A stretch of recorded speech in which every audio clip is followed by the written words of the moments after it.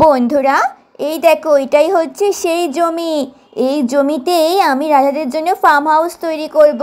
চলো এইখানটাতে কি রাখি, কালকে যেই ফার্মার ঘরটা বানিয়েছিলাম ওই খামার ঘরটা বরঞ্চ এইখানটাতে সেট করি, তাহলে ভালো লাগবে। চলো এইখানটাতে আমি এটা সেট করে দিই। যাক বাবা, এটা তো সেট হয়ে গেল, কিন্তু এর পাশে কি রাখা যায় বলো তো? চলো আরেকটা খামার ঘর, এই খামার ঘরটাই পাশে এইখানটাতে সেট করি, তাহলে বরঞ্চ দেখতে একটু ভালো লাগছে। তাহলে চলো এর পাশে আমি এখন একটা খুঁটি পুঁতি, ওই খুঁটিতে গরু মোষদের রাখবে রাধারা, বুঝেছো? চলো এই খুঁটিটাতে এখানে পুঁতে দিই, এটাতে এখানে এই চালটা লাগিয়ে দিই, ব্যাস এখানে গরু মোষ ভেড়া যা একবারে রাখবে। চলো এখানে একটা বালতি রেখে দিই, নাহলে ওদের তো জল দিতে লাগবে, নাহলে জল খাবে কি করে ওরা। চলো এই বালতিটা রেখে দিই। এই যে ঝুড়িটার মধ্যে অনেক বিচুলি আছে, এটাও রেখে দিই এখানটাতে, অনেক কাজে লাগবে এই বিচুলি পরে। চলো এখানে এই ফুল গাছটা পুঁতে দিই।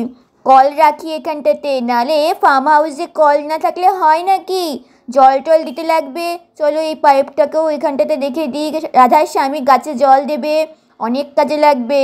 এইখানটাতেও একটা খুঁটি পুঁতে দিই, চাল দিয়ে দিই, ব্যাস এইখানেও কেউ একজন থাকবে।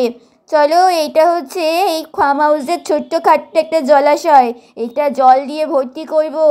রাধার স্বামী গরু মোষদের জল দেবে, খাবার দেবে। চলো এখানে একটা সেট আপ করে দিই। চলো এইটার মধ্যে অনেক খাবার আছে, পশু পাখি মুরগিদের অনেক খাবার আছে, এটাকে রাখি, গাছ রাখি।